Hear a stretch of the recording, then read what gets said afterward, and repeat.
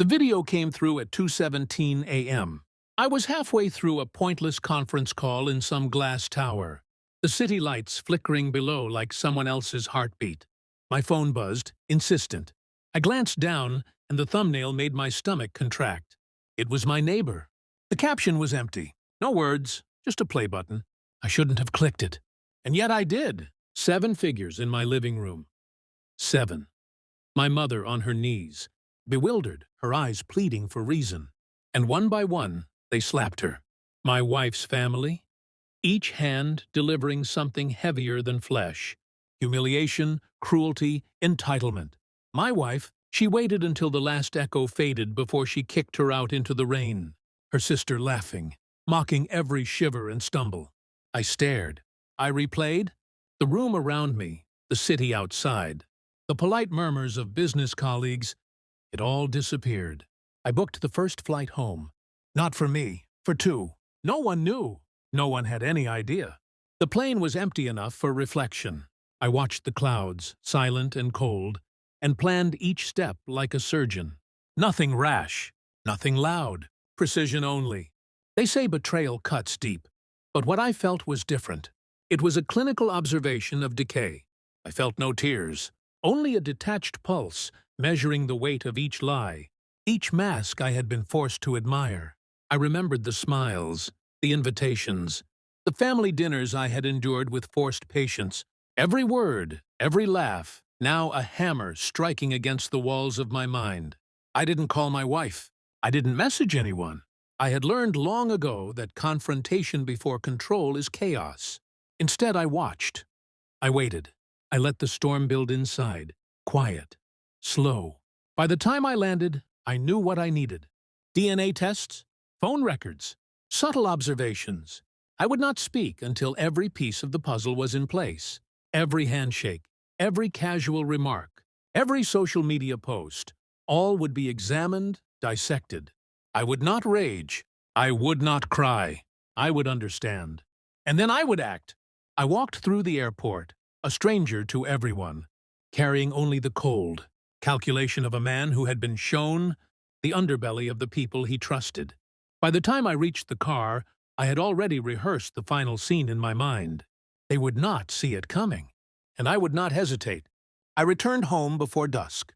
The house smelled like normalcy, but I had changed the atmosphere before I even stepped inside.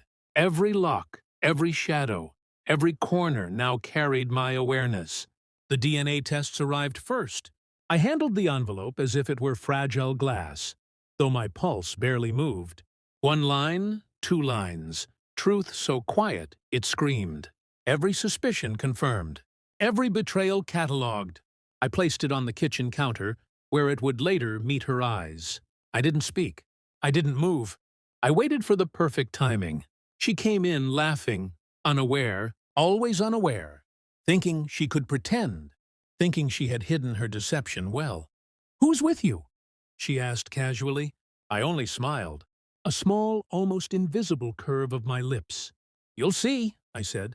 Her sister's mocking laugh echoed in my mind, the video playing back over and over, each slap a drumbeat of cold truth. I felt nothing for her, nothing for any of them, only clarity. I handed her the envelope. Her fingers trembled. She read. I watched, silent. The realization hit her like ice water.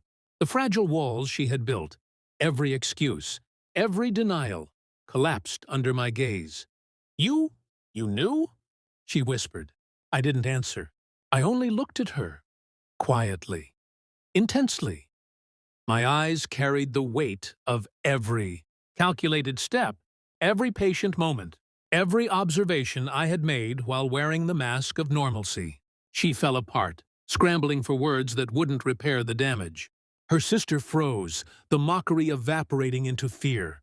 The family she had believed invincible was crumbling, slowly, meticulously, and I was the force she could not see. And then I left. I didn't scream. I didn't strike. I didn't beg. I didn't plead. I walked out, calm, measured, in control. Every step a silent sentence. You were exposed. You were powerless. You were irrelevant.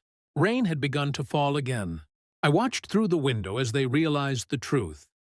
My mother safe inside, wrapped in warmth, while the shadows of betrayal soaked through their clothes, into their skin. I did not return to comfort her. I did not wait for apologies or explanations. I had no need. The plane, the tests, the observations, all had led to this moment. And now it was over. I walked away from everything I had once considered fragile. Trust, love, family. Nothing remained but the cold clarity of what I had learned, and the quiet satisfaction of finally seeing the betrayer shattered without lifting a hand. I understood the truth, and they understood that I had always been in control.